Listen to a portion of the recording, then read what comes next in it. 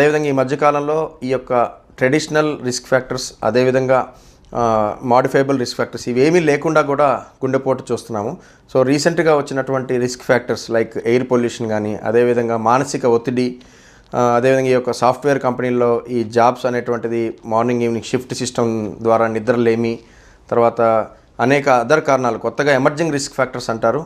So ఈ యొక్క cholesterol నార్మల్గా ఉండి బీపీ, షుగరు, ఊబకాయం ఏమీ లేకపోయినా కూడా ఈ యొక్క హోమోసిస్టిన్ కానీ, HSCRP high sensitivity C reactive protein కానీ, ఫైబ్రినోజన్ కానీ, లిపోప్రోటీన్ ఏ, సో ఇటువంటి కొత్త యొక్క రిస్క్ ఫ్యాక్టర్స్ ఉండటం వల్ల ఈ యొక్క యువతలో గుండెపోటు చూస్తున్నాం. ప్రధానంగా చివరి 2 సంవత్సరాలు లాస్ట్ 2 ఇయర్స్లో ఈ కోవిడ్ అనేటువంటిది బాగా ఈ యొక్క యువతలో గుండెపోటు కాజ్ చేసింది. సో ఈ కోవిడ్ ఇన్ఫెక్షన్ అనేటువంటిది ఈ లోపల ఉండేటువంటి ఇన్ఫ్లమేషన్ వల్ల ఈ సైటోకైన్స్ అనేటువంటిది రిలీజ్ అయ్యి ఈ థ్రాంబోటిక్ టెండెన్సీ పెరిగింది.